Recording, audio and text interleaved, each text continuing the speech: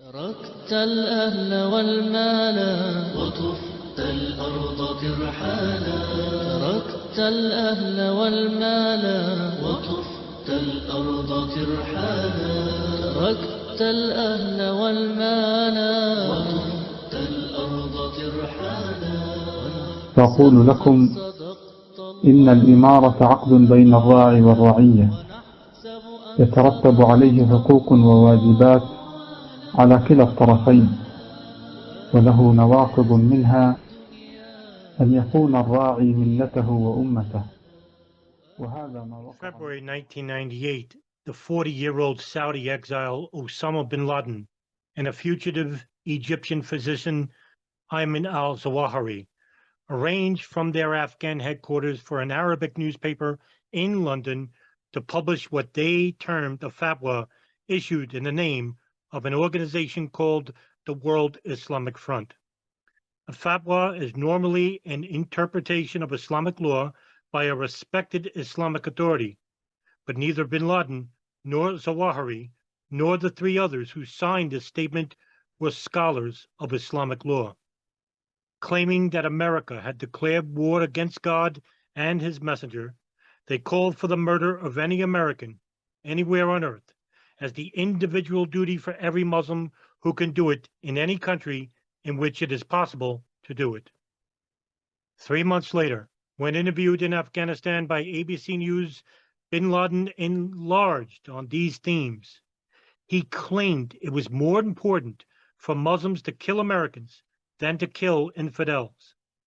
It is far better for anyone to kill an American soldier than to squander his efforts on other activities, Bin Laden would say.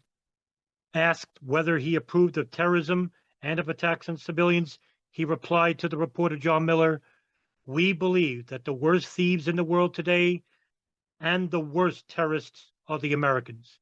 Nothing could stop you except perhaps retaliation in kind. We do not have to differentiate between military or civilian. As far as we are concerned, they are all targets." Though novel for its open endorsement for indiscriminate killing, Bin Laden's 1998 declaration was only the latest in a long series of his public and private calls since 1992 that singled out the United States for attack. In August 1996, Bin Laden had issued his own self-styled fatwa calling on Muslims to drive American soldiers out of Saudi Arabia.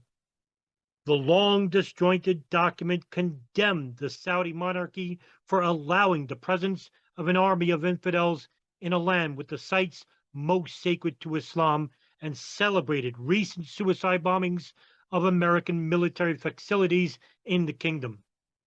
It praised the 1983 suicide bombing in Beirut that killed 241 U.S. Marines, the 1992 bombing in Aden, and especially the 1993 firefight in Somalia, after which the United States, according to Bin Laden, left the area carrying disappointment, humiliation, defeat, and your dead with you.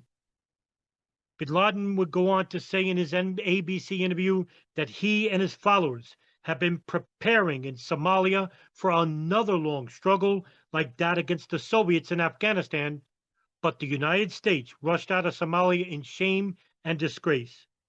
Citing the Soviets' army withdrawal from Afghanistan as proof that a ragged army of dedicated Muslims could overcome a superpower, he told John Miller, "We are certain that we shall, with the grace of Allah, prevail over the Americans."